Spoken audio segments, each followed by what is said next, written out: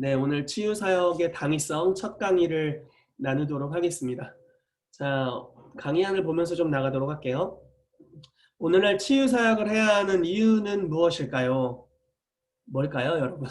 왜 치유사역을 해야 할까요? 저는 말씀사역만 할 거예요. 이렇게 얘기할 수도 있잖아요. 저는 묵상만 할 겁니다. 이렇게 얘기할 수도 있는데 왜 치유사역을 해야 할까요? 자, 또 하나의 질문. 모든 사람이 치유받는 것이 하나님의 뜻인가요? 이건 어떻게 생각하세요? 뭐 저랑 쭉 뭐 예언학교도 같이 하고 기름부음스쿨도 같이 했던 분들에게 이거 어려운 주제는 아닐 텐데, 네, 모든 사람이 치유받는 것이 하나님의 뜻인가? 아니면 어떤 사람이 치유는 받고 어떤 사람은 치유받지 않는 게 주님의 뜻인가? 뭐 이렇게 좀 양쪽으로 우리가 생각할 수 있겠죠. 세 번째로, 모든 사람이 치유 사역을 배워야 할 필요가 있나? 그냥 이 부분에 은사 있고 뭐 손에서 불 좀 나가는 사람들이 이거 하면 되지 않나? 굳이 나까지 해야 되나? 이런 생각이 들 수 있겠죠. 네, 첫 시간, 오늘 이 힐링 미니스트리의 첫 시간에는 이러한 의문들에 대하여 답을 하면서 치유사역의 당위성에 대해서 나누도록 하겠습니다. 먼저 치유사역을 해야 되는 이유는요, 예수님께서 우리 가운데 주신 제자와의 사명 때문에 그렇습니다. 자, 마태복음 28장 18절에서 20절 말씀 읽어드릴게요. 예수께서 나와 말씀하여 이르시되 하늘과 땅의 모든 권세를 내게 주셨으니 그러므로 너희는 가서 모든 민족을 제자로 삼아 아버지와 아들과 성령의 이름으로 세례를 베풀고 내가 너희에게 분부한 모든 것을 가르쳐 지키게 하라. 볼지어다 내가 세상 끝날까지 너희와 항상 함께 있으리라 하시니라. 아멘. 자, 제자와의 사명이 아주 뚜렷하죠. 모든 민족을 제자로 삼아 세례를 베풀고 분부하신 모든 것을 가르쳐 지키게 하라. 자, 예수님이 분부한 모든 것입니다. 예외 없는 모든 것을 가르쳐 지키게 하는 거예요. 그럼 예수님이 제자들에게 무엇을 가르치셨는지를 보면 되겠죠. 그걸 보면 우리가 어떤 것을 제자화해야 되는지를 알게 될 겁니다. 그래서 제자들이 어떤 것을 훈련받았고 하라고 하는 명령을 받았는지를 볼 수 있겠죠. 근래에 제가 빌 존슨 목사님 책에서 이런 걸 읽었는데 되게 재밌는 예화였어요. 한 목사님이 교회를 이제 건축을 하시는 거예요. 너무 감격스럽잖아요. 교회를 건축한다는 건 너무 좋은 소식이고. 그래서 이 목사님이 이제 건축업자에게 교회를 건축하는 걸 다 맡겨놓기는 했지만 너무 그 건축에 참여하고 싶으셨어요. 근데 건축 기술은 하나도 없는 목사님이세요. 그래서 계속 그 건축업자에게 졸라가지고 내가 참여할 수 있는 잡을 하나는 꼭 줘라. 계속 이렇게 해서 결국 하나를 얻어냈는데 그게 뭐였냐면 나무 이제 강목 같은 거를 일정한 길이로 자르는 거였어요. 뭐 정확하게 센치는 모르겠지만 예를 들어 2.4m짜리 강목을 2m로 잘라야 된다. 이렇게 이제 이걸 100개를 만들어야 되는 거예요. 그래서 이제 줄자를 가지고 2m를 재고 잘랐습니다. 톱으로 막 펴면서 자른 거예요. 그리고 나서 또다시 줄자로 2.4m짜리 강목을 2m로 자르면 오히려 좋은 일이죠. 근데 이 초보자 목사님께서 어떻게 하셨냐면 이미 잘라놓은 2m짜리 강목을 가지고 그 2.4m에 된 거예요. 그리고 또 자르고 그 다음에는 또 그 다음에 잘라놓은 강목을 가지고 또 대고 이래서 나중에 봤더니 3mm씩 밀린 거예요. 그리고 100개를 자른 거죠. 이게 뭐 어느 선에서 멈췄는지 모르겠어요. 그런데 여러분 3mm씩 100개면은 3m 이거는 큰일 날 일이죠. 3mm씩 100m 30cm가 나간 거잖아요. 그러니까 이게 나중에는 쓸 수 없는 게 된 거예요. 이 비유를 이야기를 해주면서 어떤 이야기를 하냐면 우리가 흔히 생각하는 제자와의 사명에 대해서 우리는 이전 세대가 제자화를 어떻게 했고 오늘날 교회가 제자훈련이라고 하면 어떻게 하는지를 우리가 보고 있잖아요. 교회에서 제자훈련이 있어요 하면은 뭐 예를 들어 성경을 어느 부분을 배우고 뭐 요한복음부터 배우고 뭐 누가복음부터 배우고 이런 게 있을 수 있고요. 뭐 성삼위 하나님에 대해서 그리고 기독론에 대해서 이런 것들을 우리가 배워갈 수 있잖아요. 이 일반적으로 우리가 생각하는 성역 공부로서의 제자 양육일 거예요. 그런데 이게 한 세대 전에 배웠던 전통을 계승한다고 생각하면 3mm 정도밖에 차이가 안 나지만 막상 예수님이 실제로 어떻게 제자를 하셨는지 2000년의 시간을 본다면 1년에 3mm씩만 밀려도 엄청나게 변질되거나 잘못되어 있을 수 있다라는 것이죠. 그래서 우리가 바른 제자화를 하기 위해서는 어떻게 해야 되느냐? 원래 제자화를 어떻게 하셨는가를 계속해서 고찰하는 거예요. 그 영역으로 돌아가는 거고 그 명령으로 돌아가는 거죠. 오늘날의 전통 안에서 무언가를 하기보다는 초대교회 그리고 복음서에서 예수님께서 자기 제자들을 어떻게 가르치셨는지의 영역으로 계속해서 들어가는 겁니다. 우리가 지속적으로 그렇게 그 원래의 본질 또는 본체로부터 제자 양육이 어떻게 이루어졌는지를 알게 될 때 요한복음 14장 12절 말씀에 나를 믿는 자는 내가 하는 일을 저가 할 것이요 이보다 더 큰 일도 하리라 라고 말씀하신 말씀이 그제서야 이해가 될 거라고 믿어요. 여러분 예수님이 그 당시에 하셨던 일과 오늘날의 교회의 능력과 얼마나 많은 차이가 있나요? 뭐 예수님까지 갈 것도 없이 초대교회가 나타냈었던 초자연적인 권능과 심지어 핍박 가운데도 대적하는 자들을 두려워하게 했을 정도의 하늘의 권능, 천사들의 아주 잦은 방문 뭐 이런 거 있잖아요. 감옥에만 갔다 하면 천사가 와서 문 열어줬잖아요. 그리고 기도만 했다 하면 땅이 진동하잖아요. 안수만 하면 방언도 하고 예언도 하잖아요. 그리고 아나니아라는 그 다메섹의 사역자, 뭐 사역자라기보다 성도라고 일컬어져 있죠. 그 아나니아 삽비라 할 때 그 아나니아 말고요. 그 아나니아 그 바울의 눈을 뜨게 해주고 부르심을 예언해줬던 그 사람 같은 경우는 환상을 보는 게 너무 자연스러웠고 눈이 먼 바울의 눈을 고치는 데 있어서 어려움이 전혀 없어 보이죠. 아주 자연스러워 보였어요. 뭐 스데반 같은 사람들 민간의 표적과 기사를 행하더라라고 이야기하고 있고 빌립 집사님 한 사람을 통해서 사마리아 전체가 구원을 받게 되고 그리고 구원을 받은 이유가 뭐였냐면 빌립을 통해서 일어나는 표적과 기사로 말미암았다. 그러니까 복음으로 누군가를 설득하는 것이 아니라 바울이 말했죠. 내가 지혜의 말로 누구를 설득하는 것이 아니라 하나님의 그 성령의 나타나심과 능력으로 복음을 전하려고 노력을 했다라고 이야기를 하잖아요. 왜냐하면 자기의 지혜로 설득당해서 사람들이 구원을 받는다면 더 지혜 있는 자가 설득하면 넘어오겠으나 만약에 사람으로서는 결코 할 수 없는 하나님만이 행하실 수 있는 표적과 기사를 통해 사람들이 구원받는다면 그 구원의 근거가 사람의 지혜의 말이 아닌 하나님이 하시는 역사이기 때문에 그래서 이제 흔들림이 없다. 뭐 이런 얘기를 했던 것 같아요. 고린도전서에. 그러니까 이런 역사가 다반사로 일어나죠. 이게 신약 교회였고 초대교회였고 예수님 이후에 바로 다음 세대에 있었던 하나님의 초자연적인 권능이었습니다. 이게 바로 제자와의 바른 모델이었죠. 그렇지만 뭐 시대가 거치면서 조금씩 바뀌었겠죠. 아주 조금씩 또 어떤 부분은 시대에 맞춰서 좋게 변한 부분도 있겠고요.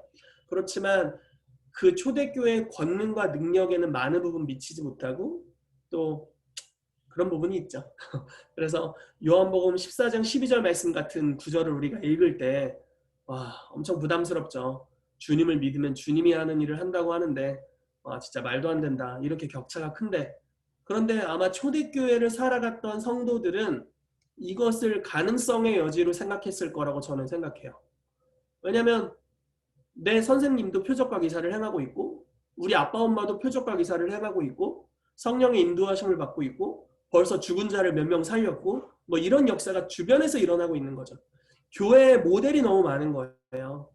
아, 스테반 집사님을 봤더니 성령 충만하면 저런 모습이구나.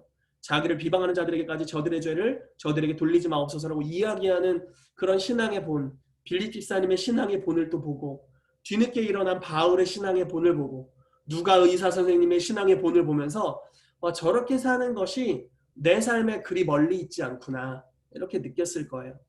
그렇지만 세월이 지나면서 네 어려워지죠. 네, 이것들이 이제 회복되어야 될 때라고 믿습니다. 그래서 많은 믿음의 선조들 또 우리 믿음의 리더들 영적 아버지들이 지금 이런 것들을 회복하는 운동을 하고 계시고 저희도 그런 흐름 가운데 동참하고 있다고 믿어요. 네, 그래서 제자와 정말 예수님이 말씀하신 마태복음 28장에 모든 민족을 제자로 삼아라. 내가 너희에게 분부한 모든 것을 가르쳐 지키게 하라라고 할 때 이 모든 것에 무엇이 포함되는가? 예수님이 가르치신 내용이 포함된다라고 우리가 보면 될 겁니다. 자, 그럼 뭐 여러 가지가 있지만요. 마태복음 10장 7절 8절 말씀에 예수님이 제자들을 가르치시고 실습하셨던 장면이 나옵니다. 한번 읽어드릴게요. 가면서 전파하여 말하되 천국이 가까이 왔다 하고 병든 자를 고치며 죽은 자를 살리며 나병한 자를 깨끗하게 하며 귀신을 쫓아내되 너희가 거저 받았으니 거저 주라 이렇게 말씀하셨죠. 여러분 예수님은 병든 자를 고치는 권능을 주셨을 뿐만 아니라 뭐 죽은 자도 살렸죠. 나병한 자 깨끗하고 귀신도 쫓아내고 어떻게 하면 할 수 있는지를 삶에서 점점 더 디테일하게 알려주세요. 여러분 보세요. 이 마태복음 10장에 보면은 그냥 권능을 주셨다 이런 차원으로 나오는데 나중에 가면은 그 한 번 딱 귀신을 쫓아내지 못한 케이스가 나옵니다. 그게 이제 한 아버지의 아들이었던 것 같아요. 그 아들이 귀신 들려서 뭐 불에도 들어가고 물에도 들어가고 이렇게 자기를 학대하는 스스로를 학대하는 이런 일들을 했었는데 제자들에게 고쳐달라고 했지만 제자들이 능히 고치지 못하더이다 이렇게 이야기를 합니다. 그때 예수님이 나타나셨고 그 아버지가 예수님에게 주여 할 수 있거든 내 아들을 고쳐주십시오라고 말했고 예수님이 할 수 있거든이 무슨 말이냐 믿는 자에게는 능히 하지 못할 일이 없다 라고 말씀하시면서 귀신을 쫓아내셨죠. 거기서 끝난 게 아니라 제자들이 이제 숙소로 돌아왔을 때 예수님께 여쭤봅니다. 주여 우리는 왜 고치지 못했습니까? 그러니까 여기서 몇 가지를 배울 수 있어요. 제자들은 이상하다. 왜 안 나섰지? 이렇게 생각했다는 거예요. 여러분 우리는요. 기도를 했는데 나섰어! 대박! 이렇게 얘기할 때 많잖아요. 안 나설 줄 알았는데 나섰어. 근데 제자들은 안 낳는 게 너무 한 번도 경험해 본 적 없는 일이에요. 처음 안 나와봤어. 귀신 쫓았는데 처음 안 나갔어, 이 귀신이. 그러니까 제자들이 생각할 때는 귀신이 나가는 게 당연하다. 질병이 치유되는 게 당연하다라고 이 사람들은 그때까지 믿었어요. 귀신이 떠나가지 않은 것, 병이 고쳐지지 않은 것이 너무 신기했었던 것 같아요. 말도 안 돼. 나가지 않다니. 치유되지 않다니. 그런데 예수님께서 거기서 그치는 게 아니라 알려주시죠. 이런 유는 기도와 금식 외에는 나가지가 않아. 이런 종류의 어떤 악한 뿌리가 있는 귀신들 또는 어떤 뭐 역사를 가져온 이런 귀신의 역사들은 기도와 금식을 통해서 뿌리 뽑을 수 있어 라고 이야기하시면서 좀 더 깊이 있는 치유사역과 축사사역 가운데로 제자들을 초대하고 계신 모습을 우리가 볼 수 있습니다. 그러니까 지속적으로 이런 것들에 대해 코칭해 주시고 알려주시고 제자들이 질문할 때마다 이런 영역으로 나갈 수 있도록 예수님께서 가르쳐 주셨죠. 뭐 성령님에 대해서도 요한복음 후반부에 계속 말씀하시고 아버지가 어떤 분인지도 알려주셨고 어떻게 병을 고치는지 죽은 자를 살리니 나병한 자를 깨끗게 하는지 귀신을 쫓아내는지 예수님이 알려주시고 임파테이션 해주시고 이들이 직접 할 수 있도록 실습을 보내시고 이런 모습들을 우리가 볼 수 있죠. 그래서 오늘날 우리가 배우고 있는 성경 공부가 뭐 틀렸다 이런 게 아니라 이런 것이 당연히 포함되어야 한다라는 것입니다. 왜냐하면 예수님의 제자화에는 이것이 있었고 우리는 모든 것을 가르쳐 지키게 하라는 제자화의 사명을 받았기 때문이죠. 자, 요한복음 14장 12절 말씀 한번 볼게요. 아까 계속 말씀드렸는데 내가 진실로 진실로 너희에게 이르노니 나를 믿는 자는 내가 하는 일을 그도 할 것이요 또한 그보다 큰 일도 하리니 이는 내가 아버지께로 감이라 라고 말씀합니다. 자, 예수님은요 자기를 믿는 자는 자기가 하는 일을 그가 하고 그보다 더 큰 일도 하게 될 거래요. 이 이전 성경 구절이 뭐냐면 이제 스토리는 이렇습니다. 빌립이 예수님에게 질문을 해요. 예수님 아버지를 자꾸 우리에게 소개해 주시는데 아버지를 직접 보여주십시오. 이렇게 얘기를 합니다.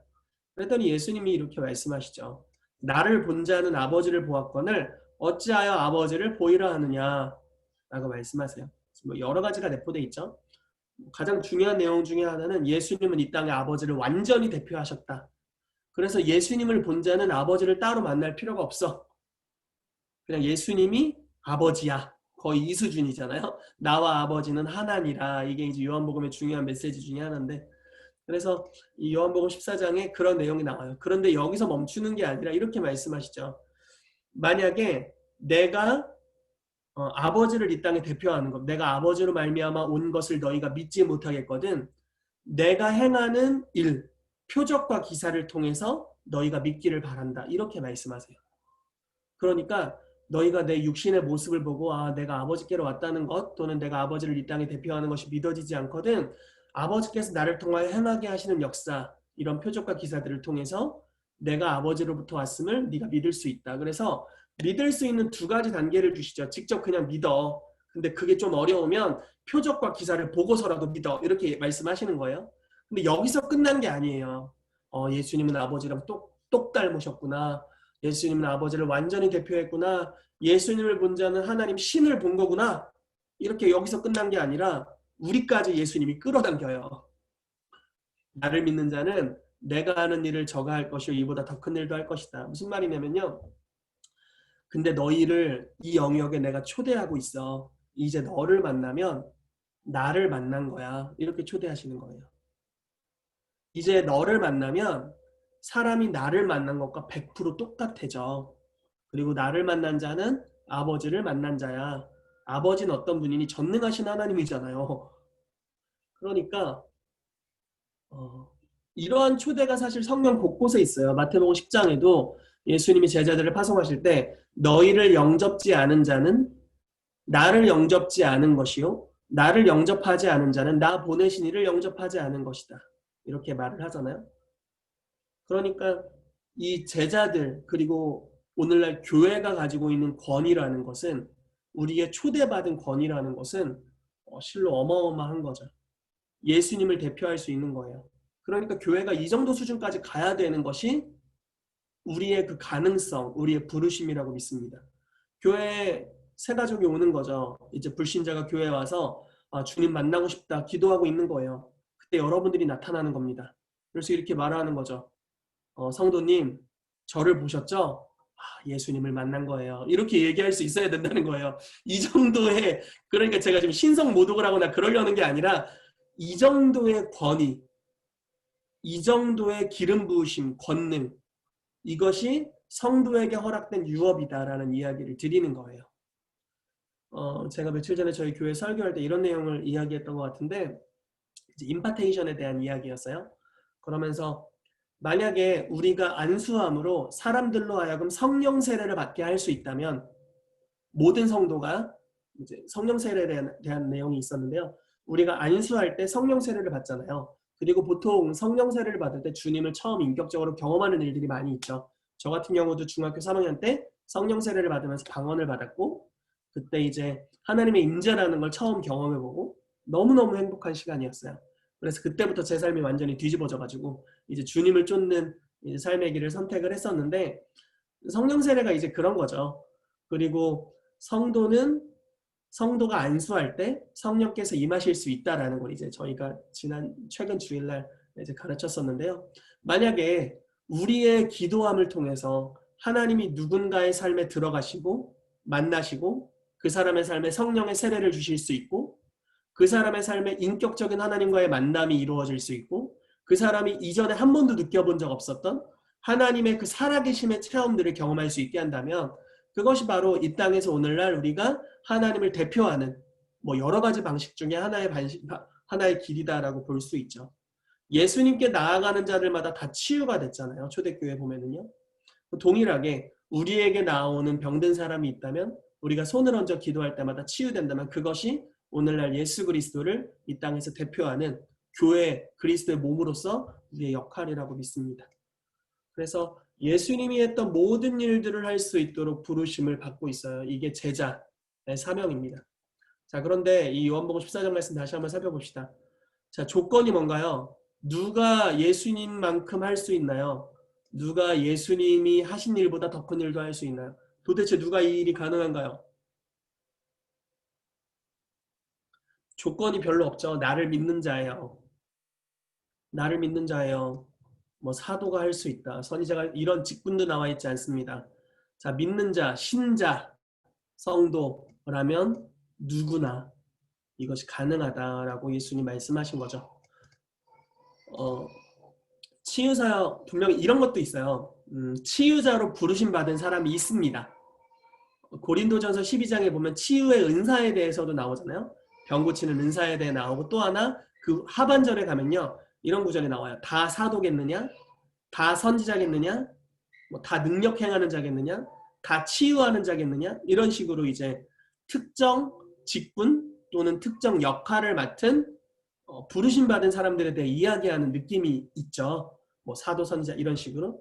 그래서 다 치유자는 아니에요. 그리스도의 모든 교회가 다 치유사역에 부르심 받은 것은 아닐 수 있어요. 그렇지만 치유는 믿는 자에게 주신 기본 세팅이에요. 이해되세요? 그러니까 모든 성도가, 이거 예언학교에서도 얘기하는 건데, 모든 성도가 다 하나님의 음성을 들을 수 있어요. 그렇지만 교회를 대표해서 좀 더 전략적인 음성을 듣는 선지자 직분이 있죠. 그런 것입니다. 모두가 보내심 받은 자예요. 그렇지만 교회의 대표로서 교회가 어느 방향으로 나아가야 될지 비전을 제시하고 그 보내심 받은 영역으로 사람들을 리더십을 가지고 이끌어가는 사도가 있는 거예요. 그런 방식으로 이제 이런 게 존재하는 겁니다. 그래서 저희가 이제 가르치는 치유는 믿는 자는 누구나 이 일을 할 수 있다라는 이야기를 하는 겁니다. 마가복음 16장 거의 하반절 말씀에 이런 말씀이 있죠. 믿는 자들에게 이러한 표적이 따르리니 저희가 병든 자에게 손을 얹으면 나으리라 라고 말씀하시죠. 그러니까 믿는 자는 병든 자에게 손을 얹을 때 치유를 가져올 수 있습니다. 네. 그래서 이 제자와의 사명으로 인해서 치유사역이 우리 가운데 당연히 일어나야 되고 우리가 해야 되는 역할 중에 하나이다 라고 우리가 알 수 있습니다. 자, 또한 제자들은 예수님께서 하신 일을 하도록 또한 그보다 더 큰 일을 하도록 부르심을 받았습니다. 우리가 제자라면 우리는 예수님께서 하신 일을 해야 합니다. 그리고 그보다 더 큰 일을 하도록 부르심을 받았습니다. 자, 두 번째 치유사역의 당위성입니다. 예수님의 사역 때문에 그렇죠. 자, 제자와의 사명을 잘 감당하려면 당연히 예수님께서 어떤 일을 하셨는지를 알아야 합니다. 왜냐하면 제자는 스승의 일을 하는 것이기 때문이죠. 그렇다면 먼저 세례 요한에게 말씀하신 예수님의 사역을 보겠습니다. 자, 요한의 상황, 성경을 읽어드리고 말씀드릴게요. 마태복음 11장 2절에서 6절인데요. 요한이 옥에서 그리스도께서 하신 일을 듣고 제자들을 보내어 예수께 여짜오되 오실 그 이가 당신이오니이까 우리가 다른 일을 기다리오니이까. 예수께서 대답하여 이르시되 너희가 가서 듣고 보는 것을 요한에게 알리되 맹인이 보며 못 걷는 자가 걸으며 못 걷는 사람이 걸으며 나병한 자가 깨끗함을 받으며 못 듣는 자가 들으며 죽은 자가 살아나며 가난한 자에게 복음이 전파된다 하라. 누구든지 나로 말미암아 실족하지 아니하는 자는 복이 있도다 하시니라. 네, 이렇게 말씀하셨습니다. 자, 요한은 예수님의 길을 예비한 자였고 예수님이 메시아이면서 세상 죄를 지고 가는 하나님의 어린 양이다라고 선언한 주의 길을 예비하는 광야에 외치는 자의 소리였죠. 그런데 이 요한이 이제 느끼는 거예요. 아, 내 삶의 마지막 여정이 다가온다라고 느끼고 있고요. 감옥에 갇혀 있었습니다. 근데 여러분, 요한이 증거했던 예수 그리스도는요. 갇힌 자를 자유케 하시는 분이었어요. 근데 요한이 자기가 갇혀 있는 거예요. 그러니까 굉장히 마음이 쉽지 않았겠죠. 이해되시죠? 예를 들어 예수님을 앞으로 메시아가 오실 것인데 그분은 병을 고치시는 분이십니다. 이렇게 예를 들어 선언한 거예요. 근데 요한은 병들어 죽고 있는 거예요. 그런 상황 같은 거죠. 지금 상황이. 그러니까 요한의 마음이 썩 완전 기쁘지는 않은 상태. 그리고 어떤 사람들은 요한이 좀 시험 들었다. 이렇게까지 이야기 해석하시는 분들도 있어요. 근데 이제 그래서 요한이 이제 예수님이 진짜 우리가 기다렸던 그분이신가 메시아신가를 확인하러 자기의 제자들을 보내게 됩니다. 그때 예수님께서 요한에게 내가 메시아다 아니다 이렇게 얘기해 주시면 되는데 뭐라고 말씀하셨냐면 맹인이 보며 못 걷는 사람이 걸으며 나병 환자가 깨끗함을 받으며 못 듣는 자가 들으며 죽은 자가 살아나며 가난한 자에게 복음이 전파된다 하라. 누구든지 나로 말미암아 실족하지 아니하는 자는 복이 있도다 하시니라 이렇게 말씀하시죠. 예수님에게 당신은 누구입니까? 라고 소개를 요청하는 거예요. 뭐 예수님 여러 가지 말씀하실 수 있었을 거예요. 왜냐하면 질문한 그냥 당신은 누굽니까? 이렇게 질문한 거잖아요. 근데 예수님이 답변이 저는 사람이에요. 저는 말씀을 전하러 왔어요. 이런 식으로 얘기해도 되는데 이 생명이 얼마 남지 않은 자기의 길을 예비한 자기의 사람을 향하여서 예수님이 자기가 어떤 분이라고 명확하게 알려주시길 원하셨던 거죠. 예수님의 자기소개서 같은 거죠. 근데 뭐라고 말씀하시냐면 표적과 기사를 말씀하시는 거예요. 특히 여기에 치유가 너무 많이 나오는 것 같아요. 맹인, 못 걷는 사람, 나병한 자, 못 듣는 자 다 치유된다. 죽은 자가 살아난다. 가난한 자에게 복음이 전파된다. 이것이 내 소개다. 이렇게 말씀하시는 거죠. 자, 그래서 이게 예수님이 하신 일, 예수님이 어떤 분이신지를, 예수님이 왜 메시아인지를 이걸 통해서 나타내고 있는 모습을 볼 수 있습니다. 자, 예수님께서 행하신 일은 너무나 분명히 드러납니다. 그분은 가난한 자에게 복음을 전파했고 병든 자를 치유했습니다. 예수님께서는 항상 복음을 전하시고 병든 자를 고치셨습니다. 자, 여기 정리된 표가 하나 있죠. 예수 그리스도의 치유 사역인데요. 한번 보시죠. 어떤 일을 하셨는지. 마태복음 12장 15절에 예수께서 하시고 거기를 떠나가시니 사람들이 많이 쫓는지라 예수께서 저희의 병을 다 고치시고, 네, 뭐 일부 고치시고 이러지도 않았죠. 다 고치시고 예수님이 하셨던 일입니다. 예수께서 나오사 큰 무리를 보시고 불쌍히 여기사 그 중에 있는 병인을 고쳐주시니라. 자, 그 중에 병든 사람을 다 고쳐주셨죠. 이는 선지자 이사야로 하신 말씀에 우리 연약한 것을 친히 담당하시고 병을 짊어지셨도다. 자, 우리의 연약한 것을 친히 담당하셨다라고 말씀하고 있죠. 다만 옷가에라도 손을 대게 하시기를 간구하니 손을 대는 자는 다 나음을 얻으니라. 이 성경 구절은 너무 재밌는 구절이에요. 왜냐면 혈루증 앓는 여인 사건 있죠. 그 12년간 혈루증을 앓고 있다가 예수님의 옷자락만 만져도 나음을 입을 거다라고 생각했던 그 여인. 그 여인이 옷을 만지기 전까지는 누구도 예수님 옷을 만지려는 사람이 없었어요. 무슨 말씀인지 이해되세요? 누군가 한 명 믿음으로 뛰어들어서 나는 옷자락만 만져도 나을 수 있어 라는 믿음을 가지고 도전했죠.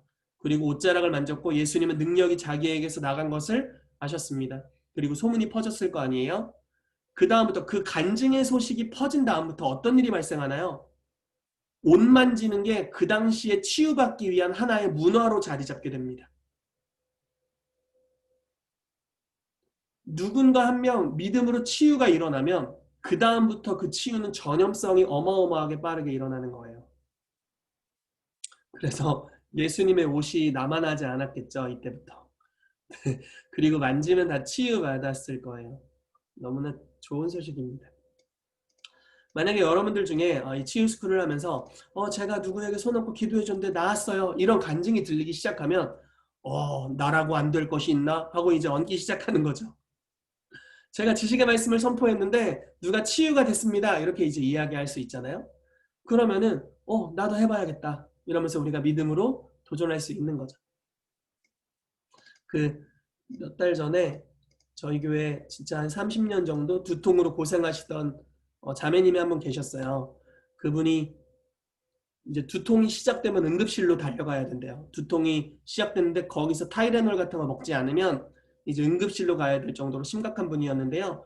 주일날 설교를 마치고 주님이 치유하신다는 감동을 주셔서 지식의 말씀을 선포했습니다. 지금 두통이 치유되고 있다고 선포했는데 그분이 그 선포가 있고 한 이틀 뒤에 완전히 치유되셨어요. 그래서 지금까지도 머리가 안 아프세요. 이런 간증들을 굉장히 근데 여러분 지식의 말씀을 선포하는 게 얼마나 쉬운지 나중에 배워보면 진짜 깜짝 놀라실걸요. 어렵지 않아요. 어렵지 않습니다. 왜냐하면 그 권능이 우리에게 속한 것이 아니니까 우리 안에 계신 성령님께 속한 것이기 때문에 우리가 뭐 주님이 감동 주시는 대로 선포하면 그런 치유들이 일어날 수 있는 거죠. 자, 계속해서 가보겠습니다. 자, 예수께서 모든 성과 촌에 두루다니사 저희 회당에서 가르치시며 전국 복음을 전파하시며 모든 병과 모든 약한 것을 고치시니라. 자, 다 고치셨죠. 그러니까 예수님이 그 당시에 있었던 모든 병자를 다 고쳤다? 이렇게는 말할 수 없어요. 왜냐하면 예수님은 육신의 제한이 있으셨거든요. 그런데 적어도 자기에게 나온 자들 중에 고침받지 않은 자는 없어요. 이 표현의 차이는 있는 거 아시죠? 그러니까 예수님께 믿음을 가지고 나온 자들, 예수님께 치유의 주제를 가지고 나오는 사람은 100% 고침받았어요. 자, 해질 무렵에 사람들이 온갖 병자들을 데리고 나아오매 예수께서 일일이 그 위에 손을 얹으사 고치시니라고 말씀하십니다. 한 명 한 명에게 손을 얹으셔서 고치셨다라고 볼 수 있고요. 저물매 사람들이 귀신 들린 자를 많이 데리고 예수께 오거늘 예수께서 말씀으로 귀신들을 쫓아내시고 병든 자를 다 고치시니라고 말씀하고 있죠. 그래서 다 병든 자를 다 고쳤다. 온 무리가 예수를 만지려고 힘쓰니 이는 능력이 예수께로 나서 모든 사람을 낫게 함이로라. 아까 그 위에 네, 마태복음 14장 36절 말씀이랑 동일한 내용이죠. 네, 사도행전 14장 38절 하나님이 나사렛 예수에게 성령과 능력을 기름 붓듯 하셨음에 저가 두루 다니시며 착한 일을 행하시고 마귀에게 눌린 모든 사람을 고치셨으니 이는 하나님이 함께 하셨습니다. 자, 다 고치셨다. 눌린 모든 자를 고치셨다라고 말씀하고 있습니다. 이것이 예수님의 그 병든 자를 대하는 그분의 자세다라고 우리가 알면 될 겁니다. 자, 마태복음 9장 12절 말씀 읽어도 안 들리겠죠? 여러분들이 읽어도 안 들리겠죠? 제가 읽겠습니다. 예수께서 들으시고 이르시되 건강한 자에게는 의사가 쓸데없고 병든 자에게라야 쓸데있느니라. 그래서 예수님이 병든 자를 향해 얼마나 긍휼력이시는지에 대해서 말씀하고 있죠. 이런 말씀도 있습니다. 한 번은 나병 환자가 예수님께 나왔습니다. 주여 원하시면 저를 깨끗게 하실 수 있습니다. 그랬더니 예수님께서 이렇게 말씀하시죠. 아주 뚜렷해요. 내가 원하노니 깨끗함을 입으라. 저는 예수님께 질병의 치유를 가지고 나오는 모든 자에게 이렇게 대답하실 거라고 믿어요. 주여 원하시면 저를 깨끗게 하실 수 있습니다. 주님 저 암인데요. 원하시면 주님이 저를 깨끗게 하실 수 있습니다. 예수님이 내가 원하노니 깨끗함을 입으라 이렇게 말씀하실 수 있죠. 주님 저는 심각한 심장병이 있습니다. 주여 원하시면 저를 깨끗게 하실 수 있습니다. 내가 원하노니 깨끗함을 입으라 이렇게 말씀하실 수 있습니다. 자, 예수님께서 이와 같은 사역을 하셨다. 그리고 예수님은 이 땅에서 하나님을 완전히 대표하는 분이셨다. 우리가 이것을 기억하면서 다음 주제로 넘어갈 수 있을 것 같아요. 자, 세 번째로 왜 우리가 치유 사역을 해야 하는가? 하나님의 본성 때문이다. 출애굽기 15장 26절 말씀에 이렇게 말씀합니다. 이르시되 너희가 너희 하나님 나 여호와의 말을 들어 순종하고 내가 보기에 의를 행하며 내 계명에 귀를 기울이며 내 모든 규례를 지키면 내가 애굽 사람에게 내린 모든 질병 중 하나도 너희에게 내리지 아니하리니 나는 너희를 치료하는 여호와임이라 라고 말씀합니다. 자, 자기를 치료하는 여호와다. 여호와 라파로 소개하고 계시죠. 자, 하나님은 선하신 분입니다. 그리고 우리를 치료하시는 여호와이십니다.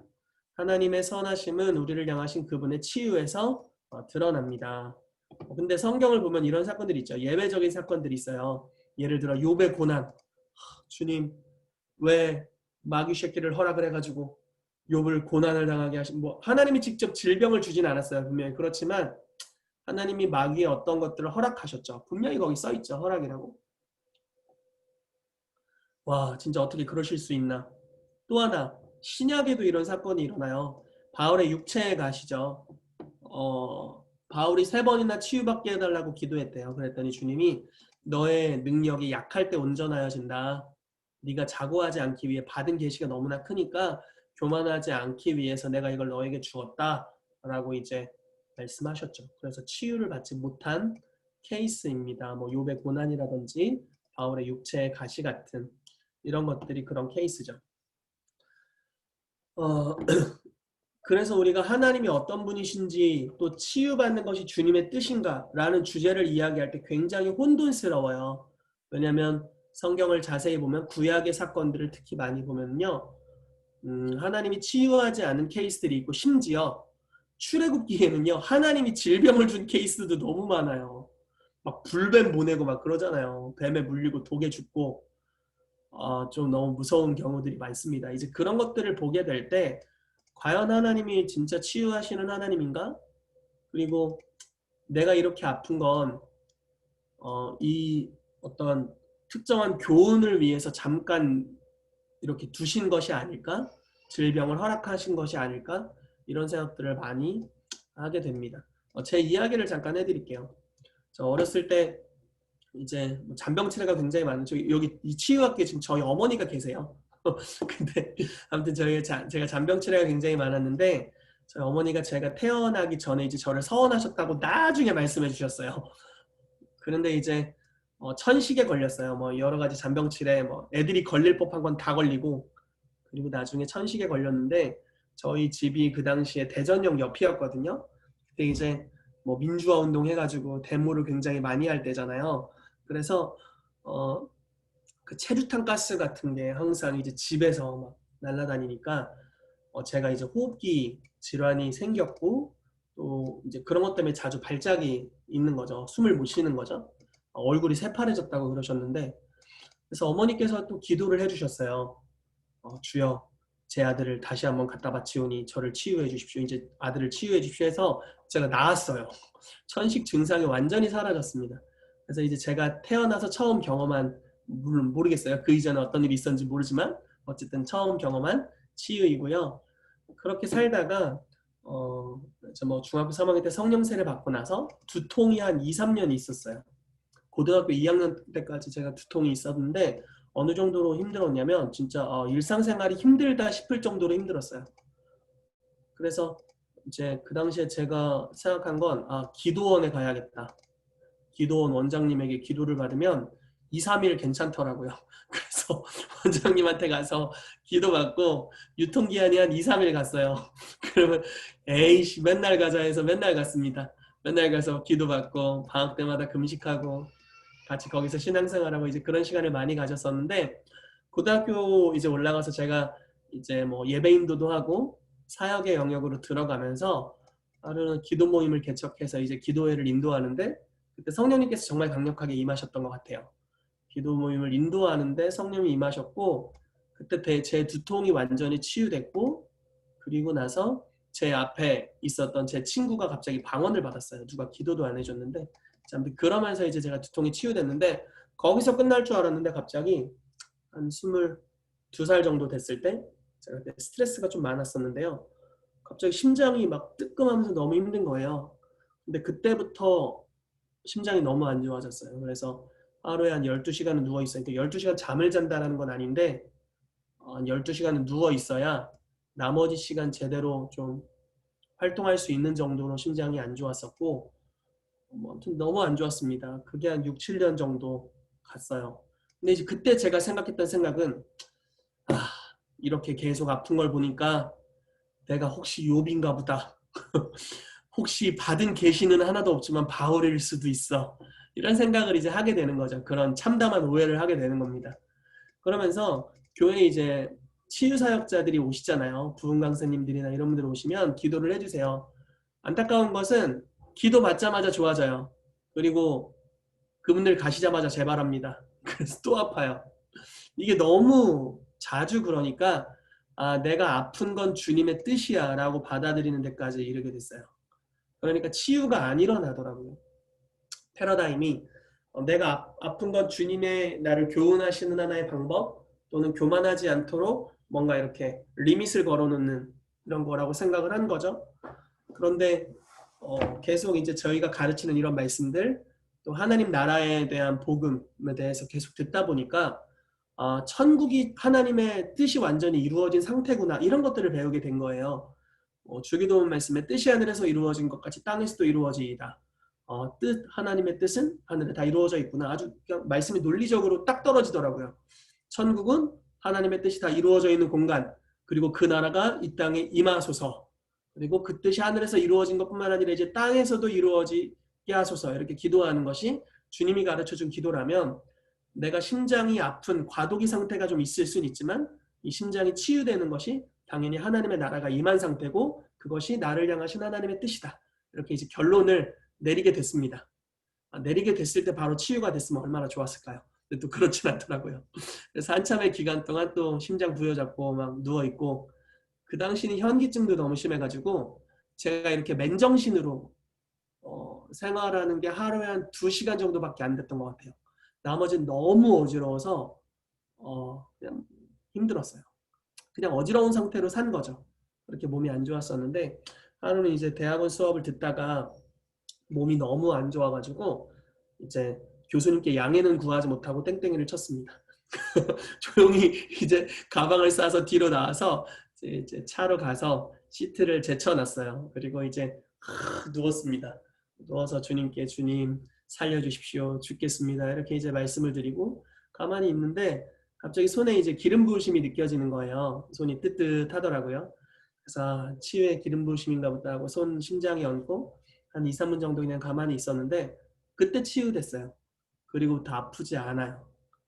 진짜 감사하죠. 그러면서 이제 깨닫게 되는 거예요. 아, 치유는 하나님의 뜻이구나. 그리고 하나님의 이름이 치유하시는 하나님이구나. 치유하시는 것이 주님의 본성이구나. 그렇다면 우리가 이 구약의 사건들을 어떻게 해석해야 할 것인가? 그리고 하나님을 어떤 필터로 우리가 봐야 할 것인가? 이런 아주 중요한 핵심 주제들이 남게 되는 거죠. 자, 뭐 여러 가지를 다 이걸 설명할 수 있는 시간은 아니지만 몇 가지를 말씀드리자면요. 요한복음 1장 18절 말씀을 같이 보겠습니다. 자, 본래 하나님을 본 사람이 없으되 아버지 품속에 있는 독생하신 하나님이 나타내셨느니라 라고 나옵니다. 자, 하나님을 본 사람이 없어요. 완전히 본 사람이 없죠. 모세도 하나님 등짝만 봤죠.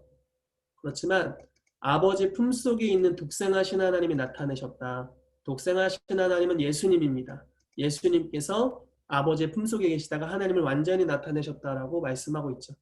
그러니까 예수님은 아버지를 이 땅에 완전히 보여준 자, 예수님이 병든 자를 어떻게 대했는지가 오늘날 하나님 아빠가 병든 자를 대하는 동일한 방식이다. 우리가 이렇게 해석할 수 있는 거죠. 가장 완전한 필터라고 볼 수 있어요. 아버지를 바라보는. 자, 히브리서 1장 1절에 3절 말씀 보시면요. 옛적의 선지자들을 통하여 여러 부분 여러 모양으로 우리 조상들에게 말씀하신 하나님이 이 모든 날 마지막에는 아들을 통하여 우리에게 말씀하셨으니 이 아들을 만유의 상속자로 세우시고 또 그로 말미암아 모든 세계를 지으셨느니라. 이는 하나님의 영광의 광채시요 그 본체의 형상이시라. 뭐 뒤에 쭉 나옵니다. 자, 옛적에 그러니까 구약 시대에 선지자들을 통하여 여러 부분 여러 모양으로 조상들에게 말씀하셨대요. 하나님께서. 그러니까 하나님이 정말 광대하시고 크신 분이신데 조상들에게 선지자들을 통하여 아주 부분적으로 말씀하셨다는 거죠. 아브라함을 통해서 하나님의 일부분, 요만큼, 하나님을 요만큼 드러내고 다윗을 통해서 하나님을 요만큼 드러냈다면 예수 그리스도를 통해서 하나님을 완전히 보여줬다라는 겁니다. 그러므로 구약에 하나님을 완전히 나타낸 케이스가 없다. 부분적으로 하나님을 나타냈다. 뭐 절기를 통해서 나타내기도 하고 제사를 통해서 하나님을 나타내기도 했죠. 구약의 명절들을 통해서 하나님을 나타냈고요. 여러 가지 사건들을 통해서 하나님을 나타내셨죠. 아브라함이 이삭을 바치는 사건을 통해서 하나님 아빠가 예수 그리스도를 바치는 우리를 위해 산제사로 내어드리는 그러한 동일시의 시간으로 들어가게 하시잖아요. 그래서 하나님의 일부분을 보여주고 또 다윗을 통해서 하나님의 어떠한 일부분, 메시아됨의 일부분을 또 보여주고요. 여러 가지 일부분을 보여주시지만 진짜 하나님을 완전히 보여주신 것은 예수 그리스도다. 그래서 예수 그리스도가 우리의 완전한 신학이고 기준이 된다라는 이야기를 하는 것입니다. 자, 그래서 예수님이 죄인, 특히 병을 가진 자를 어떻게 대하시는지가 오늘날 아빠 하나님이 병든 자를 대하시는 방식이다. 근데 아까 우리가 나눴던 것 같이 장애인에 나오는 자들을 다 고치셨다라고 말씀을 나눴죠. 자, 요한복음 14장 8절 10절 아까 제가 말씀 나눴던 이야기입니다. 빌립이 아버지를 보여주십시오. 그리하면 족하겠나이다. 예수께서 이르시되 빌립아 내가 이렇게 오래 너희와 함께 있을 때 너희가 나를 알지 못하느냐. 나를 본 자는 아버지를 보았거늘 어찌하여 아버지를 보이라 하느냐. 내가 아버지 안에 거하고 아버지는 내 안에 계신 것을 내가 믿지 아니하느냐. 내가 너희에게 이르는 말은 스스로 하는 것이 아니라 아버지께서 내 안에 계셔서 그의 일을 하시는 것이라 라고 말씀합니다. 그래서 예수님은 하나님 아버지를 완전하게 표현하신 분입니다. 그분은 치유의 하나님으로서의 본성을 이 땅에 보여주셨습니다. 예수님은 병든 자를 고치십니다. 그것은 하나님의 본성입니다. 또한 제자들 안에 거하시면서 제자들을 통하여 계속적으로 치유를 행하십니다. 예수 그리스도는 어제나 오늘이나 영원토록 동일하십니다. 이거는 조금 더 포괄적인 주제일 수 있는데 구약은 사실 구약의 주요한 언약을 우리가 율법으로 알고 있죠. 율법은 하나님을 완전히 나타내려는 목적으로 쓰여진 책은 아닙니다.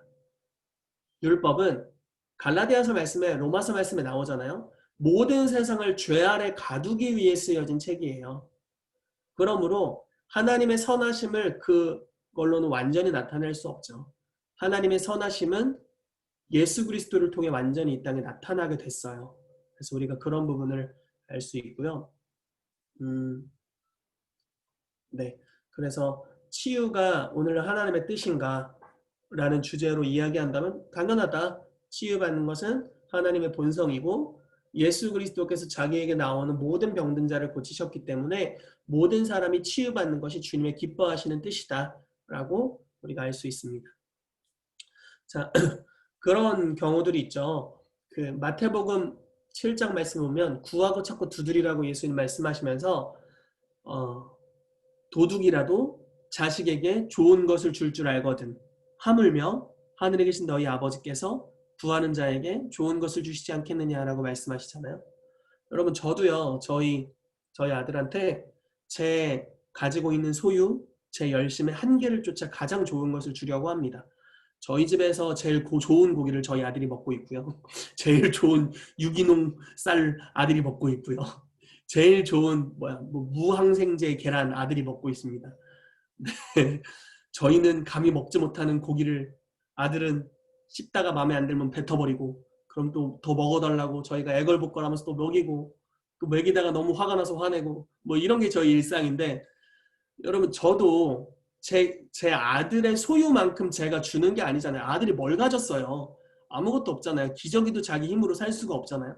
그러니까 제가 가지고 있는 한계를 쫓아서 아들에게 가장 좋은 걸 해주려고 노력해요. 이게 육신의 아버지, 타락한 본성이 여전히 남아있는 육신의 아버지의 모습이죠. 근데 하물며 하늘의 아버지는 어떤 모습이냐라는 거예요. 주님은 우리의 한계를 쫓아 우리에게 주시지 않죠. 주님은 그분의 영광의 풍성한 대로 너희의 모든 쓸 것을 채우시리라라고 말씀하십니다. 완전히 다른 차원이잖아요. 제가 필요한 만큼 주시는 게 아니에요. 하나님은 그분의 영광스러움에 합당하게 주시죠. 그런데 분명 이런 건 있어요. 그래서 우리가 우리를 좀 준비할 필요가 있는데 주님은 우리의 그릇을 보고 주시죠. 제가 제 아들한테 부엌칼을 맡길 수는 없잖아요. 제 아들이 그 칼 가지고 노는 거 되게 좋아해요. 집에 그 모형 칼이 있어요. 그래서 뭐 그 자석으로 딱딱 붙는 건데 과일처럼 생긴 거 이렇게 자르는 놀이를 하는 거예요. 아이들이 이렇게 손 좀 예민하게 자랄 수 있도록. 제 아들이 2살이거든요. 이제 18개월 됐습니다. 근데 그 모형 칼은 아들에게 줄 수 있죠. 그렇지만 제가 부엌 칼은 못 주죠. 왜냐하면 그건 아이를 다치게 하는 거니까.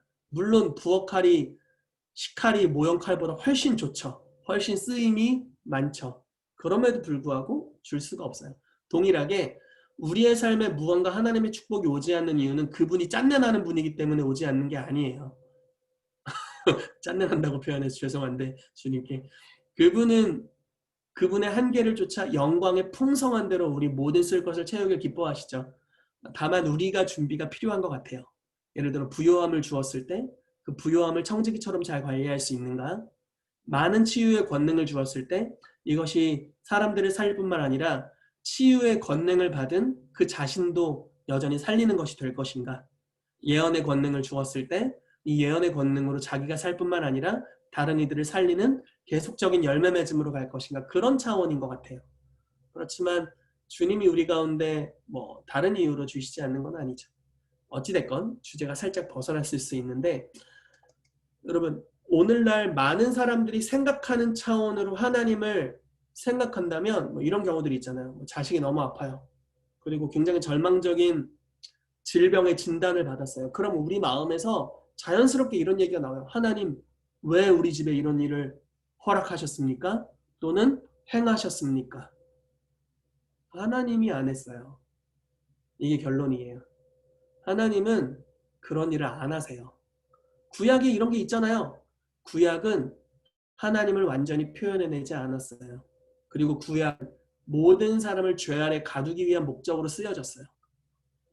하나님은 예수 그리스도를 통해 완전히 드러나셨습니다. 그러므로 예수님은 목자셨고 목자는 양으로 생명을 얻게 하고 더 풍성히 얻게 하려 합니다. 그러나 도둑이 오는 것은 죽이고 도적질하고 멸망시키려 합니다. 하나님의 아들이 나타내신 것은 마귀의 일을 멸하려 하십니다. 이런 말씀들 우리가 알 필요가 있죠. 그러니까 무슨 말이냐면 이 땅에 일어나고 있는 모든 질병의 역사가 하나님이 허락했느냐? 하나님의 뜻이냐? 결코 아니라는 거예요. 결코 아닙니다. 그럼 하나님의 뜻은 무엇인가? 그 모든 질병이 다 치유받는 것이 주님의 뜻이에요. 자, 그러면은 하나님의 뜻은 그냥 일어나냐? 다시 말해볼게요. 이 땅에 일어나는 모든 일들이 다 하나님의 뜻이냐? 그렇지 않죠. 이 땅에 뭐 질병도 있고 죽어가는 사람도 있고 멸망하는 사람도 있고 별일이 다 있잖아요. 이 땅에 일어나는 모든 것이 주님의 뜻이 아니에요. 그러면 천국의 상태가 주님의 뜻인데 어떻게 이 땅에 이루게 할 것인가? 그것을 주님의 몸인 교회를 통해서 이루겠다라고 말씀하시는 거예요. 자, 다시 정리를 좀 해볼게요. 예수님은 이 땅에 하나님의 뜻의 완전한 표현이셨어요. 예수님의 삶 자체가 하나님의 뜻이잖아요. 그리고 예수님이 가는 곳마다 하나님의 나라가 이 땅에 임했습니다. 뜻이 하늘에서 이루어진 것 같이 땅에서 이루어지는 역사가 일어났어요. 이제 그 예수님이 아빠 하나님을 완전히 이 땅에서 대표하셨던 것 같이 이 땅에서 예수님을 대표해서 하나님의 완전한 사랑을 표현해줄 그분의 몸이 될 공동체가 필요하고 사람이 필요하다라는 거예요. 우리 앞에 병든 자가 왔을 때 네가 그 상태로 있는 게 주님의 뜻이야 이렇게 진단하는 게 아니라 네가 치유받는 것이 주님의 뜻이다 라고 선언해주고 그 사람에게 안수해주고 주님이 원하신다 깨끗함을 입어라 라고 선언해줄 수 있는 교회가 일어나야 된다라는 겁니다. 이 땅에서 마귀가 저질러 놓은 마귀를 예수님이 멸하려고 오셨잖아요. 요한일서 말씀에. 그러니까 이 땅에서 마귀가 저질러 놓은 수많은 일들을 멸해줄 자를 주님이 찾고 계시는 거예요. 치유의 기름 부으심을 받고 예수 그리스도께서 치유하셨던 동일한 권능을 가지고 이 땅에서 병든 자를 고치는 그리스도를 이 땅에 완전히 대표하는 자들. 나를 만나면 예수를 만났다고 이야기할 수 있는 자들. 그래서 그 사람을 만났을 때 뜻이 하늘에서 이루어진 것 같이 사역을 받는 사람에게 임하게 하는 자들. 그러한 사람들이 오늘날 일어나기를 주님이 원하신다라는 것입니다. 그래서 재앙을 만난 자들을 향해서 재앙이 끊어지도록 기도해주고 또 질병을 만난 자들에게 질병이 제해지도록 강건함이 임하도록 기도해주고 그들의 삶의 현재 상태에 하나님의 나라가 임하도록 해주고 가시적으로 보여주는 역사를 가져오는 그런 역사가 우리 가운데 있게 되기를 정말 축복해요. 이것이 그리스도의 제자된 우리의 사명이다라고 볼 수가 있습니다. 자, 마지막으로 치유 사역을 해야 되는 이유는요. 다 나왔는데 하나님 나라의 가시적인 표현이기 때문입니다. 마태복음 6장 9절 10절이죠. 주기도문입니다. 그러므로 너희는 이렇게 기도하라. 하늘에 계신 우리 아버지여 이름이 거룩히 여김을 받으시오며 나라가 임하시오며 뜻이 하늘에서 이루어진 것 같이 땅에서도 이루어지이다. 아멘. 자, 주기도문 아주 뚜렷하죠. 나라가 임하십시오. 당신의 나라가 오시옵소서. 뜻, 하나님의 뜻이 하늘에서 이루어진 것 같이 땅에서도 이루어지이다 라고 이야기를 하는 겁니다. 여러분 이 하나님의 뜻이라는 단어가 헬라어로 두 가지입니다. 블레마라는 단어가 있고요. 셀레마라는 단어가 있습니다. 자, 블레마라는 단어는요. 변함없는 하나님의 뜻이에요. 그런데 셀레마라는 단어는 하나님의 의지를 담은 뜻을 말합니다. 그러니까 변동될 수 있는 뜻이에요. 예를 들어 이런 거예요. 예수 그리스도의 초림이나 재림 이런 하나님의 뜻은 변함없어요. 뭐 예를 들어 믿는 자를 구원하신다. 이런 어떤 영적 원리와 같은 뜻 있죠. 이런 건 변하지 않습니다. 그렇지만 베드로후서에 하나님은 오래 참으사 아무도 멸망치 않고 다 구원을 받기를 원하신다. 이런 하나님의 뜻이 셀레마입니다. 자, 하나님은 아무도 멸망하는 걸 기뻐하지 않아요. 그렇지만 오늘날 어떻습니까? 멸망하는 사람이 있어요. 주님이 기뻐하진 않아요. 그러나 뭔가 일어나요. 그러한 하나님의 뜻, 주님의 의지가 담긴 뜻을 이야기하는 거예요. 여러분 오늘날도 병들어 죽는 사람들이 있어요 없어요? 당연히 있잖아요. 이건 주님의 기뻐하시는 바가 아니에요. 그러나 주님의 갈망은 무엇이냐면요. 병든 자가 다 치유되는 것을 주님이 기뻐하신다. 그리고 그 기뻐하시는 뜻이 누구를 통해 일어날 수 있냐. 오늘날 치유를 믿고 치유의 일들을 행하도록 부르심 받은 또 훈련된 그분의 교회를 통해서 이 일들이 이루어질 수 있다는 것입니다. 그래서 뜻이 하늘에서 이루어진 것 같이 우리의 그 질병을 가진 지체들에게도 이 땅의 사람들에게도 이루어지게 하는 것이 너무 중요합니다. 그 캘리포니아 레딩에 있는 베델 교회가 아주 중요한 역할을 담당하고 있어요. 이 하나님의 나라에 대한 메시지를 나누면서 그 지역의 교회로서의 권세를 가지고 무함지대를 선포했어요. 이 캘리포니아 레딩은 암이 없는 지역이 될 것이다 라고 선언했습니다. 그것이 이 교회의 비전 중에 하나예요. 어마어마하지 않나요? 우리 도시에는 암으로 죽는 사람이 없어야 한다. 왜냐면 이 도시엔 하나님의 나라가 왔다. 이렇게 선언하는 거죠. 그래서 그 교회에서뿐만 아니라 그 교회에서 파송한 수많은 팀을 통해서 레딩에 실제로 암으로 죽는 사람의 숫자가 통계적으로 줄어들고 있습니다. 진짜 어마어마한 하늘의 역사가 아닐 수 없습니다. 자, 이런 것들을 우리가 해야 합니다. 계시록 21장 4절에 천국을 표현하죠. 모든 눈물을 그 눈에서 닦아주시니 다시는 사망이 없고 애통하는 것이나 곡하는 것이나 아픈 것이 다시 있지 아니하리니 처음 것들이 다 지나갔습니다. 물론 이것이 말세에 임할 하나님의 완전한 나라에 대한 이야기지만, 자, 천국, 하나님의 나라가 하나님의 뜻이 완전히 이루어진 상태입니다. 그래서 이게 과도기적이지만 점점 더 강하게 이 땅에 이루어지는 것이 구속사의 스토리의 진행이라고 볼 수 있습니다. 마태복음 10장 7절 8절 말씀 볼게요. 가면서 전파하여 말하되 천국이 가까이 왔다. 자, 천국이 가까이 왔다라고 얘기했고 천국이 어떤 모습인지를 실제로 보여주죠. 병을 고친다. 죽은 자를 살린다. 나병한 자를 깨끗하게 한다. 귀신을 쫓아낸다 라고 이야기를 합니다. 자, 주기도문의 핵심은 하나님의 나라가 이 땅에 임하는 것입니다. 이것은 또한 우리의 가장 우선적인 기도이기도 합니다. 하나님의 나라는 병든 것이 없습니다. 그리고 제자들은 천국 복음을 전파하고 그 왕국을 시범 보이도록 보내심을 받았습니다. 치유는 하나님의 나라가 이 땅에 현재적으로 임하고 있는 가시적 표현입니다. 그래서 오늘날 치유 사역을 해야 되는 당위성에 대해서 제자와 우리가 그리스도의 제자이고 주님의 명령 중에 치유가 있기 때문에 치유를 해야 된다. 두 번째로 예수님의 사역이다. 예수님은 우리가 닮아야 될 완전한 모델이신데 그분은 자기에게 나오는 모든 병든 자를 다 고치셨다. 세 번째, 하나님의 본성 때문에 치유 사역을 해야 한다. 예수 그리스도는 하나님을 완전히 나타내셨고 그분은 자기를 치유하는 하나님을 나타내셨다. 그래서 우리가 치유 사역을 해야 한다. 마지막으로 주님이 우리 가운데 가르쳐 주신 가장 중요한 기도는 주기도문인데 그 주기도문의 핵심 내용이 하나님의 나라가 이 땅에 임하고 뜻이 천국에서 이루어진 것 같이 땅에서 이루어지게 하는 것이다. 그래서 치유가 하나님 나라의 가시적인 표현이기 때문에 우리가 치유 사역을 해야 된다. 이 네 가지에 대해서 저희가 오늘 다루었습니다.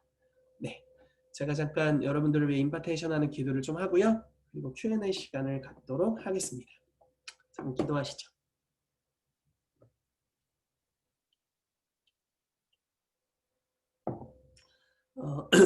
먼저 저기 좀 주시는 운동은 여러분들이 치유 스쿨에 들어왔다면 이게 단지 치유가 있어? 이런 의문 때문에 들어오신 건 아니라고 믿어요. 당연히 치유 사역을 하기 위해 오신 분이라고 믿고요. 주님이 좀 이런 기도를 받길 원하시는 것 같아요. 뭔가 결단하는 기도? 주님 나의 삶을 병든 자를 고치는데 사용해 주십시오라는 어떤 결단을 좀 받길 원하신다는 감동을 제가 받고 있어요. 그래서 우리가 좀 이렇게 기도하면 좋겠어요. 주님, 저의 삶을 하나님께서 많은 영역으로 사용하시지만 이 치유라는 영역에 있어서도 나를 요긴하게 사용하여 주십시오라고 우리가 좀 주님께 우리의 삶을 올려드렸으면 좋겠고요. 그래서 그런 기도를 좀 우리가 한 다음에 여러분들을 위해서 잠시 축복하며 기도하도록 하겠습니다. 같이 자유롭게 여러분들 음소거 되어 있으시니까요. 자유롭게 한 1, 2분 정도 기도하고요. 제가 여러분 위해서 기도해 드릴게요.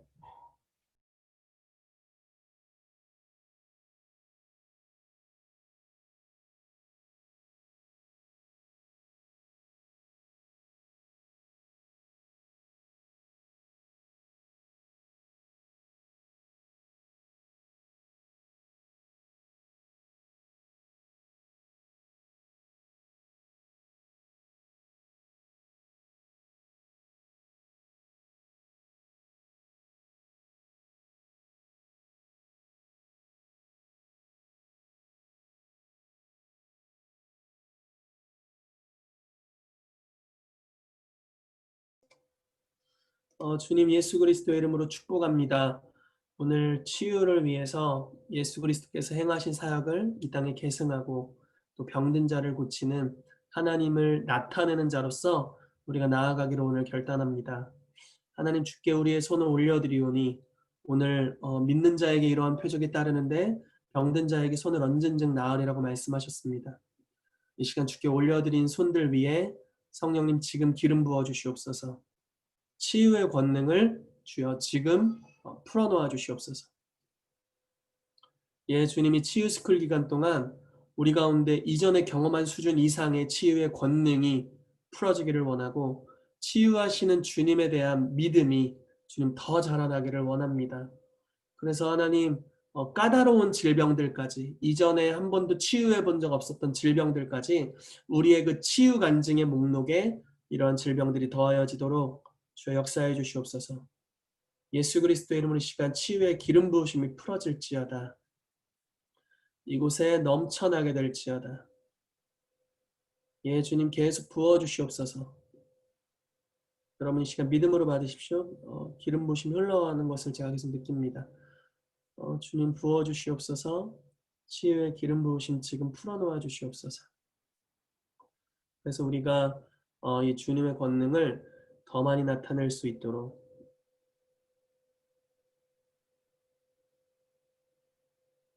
치유의 기름 부으심을 지금 풀어놓아 주시옵소서. 예, 주님 감사합니다. 이미 우리에게 주신 치유의 은사들 예수 그리스도의 이름으로 불릴 듯이 일어날지어다. 불릴 듯이 일어날지어다. 불릴 듯이 일어날지어다. 불릴 듯이 일어날지어다. 예, 주님 더 풀어놓아 주십시오. 머리부터 발끝까지 치유의 불로, 치유하시는 불과 권능으로 주님 더 덮어 주시옵소서. 예수님 감사합니다. 우리가 이 시간 믿음으로 받습니다. 예, 주님이 주시는 그 충만하심 안으로 들어가게 해주셔서 주께서 자기에게 나오는 병든 자를 다 고치심 같이 우리에게 나오는 병든 자들이 다 고쳐지는 역사 있도록 주여 일하여 주시옵소서. 예, 주님 감사드립니다. 예수 그리스도 이름으로 기도합니다. 아멘. 아멘.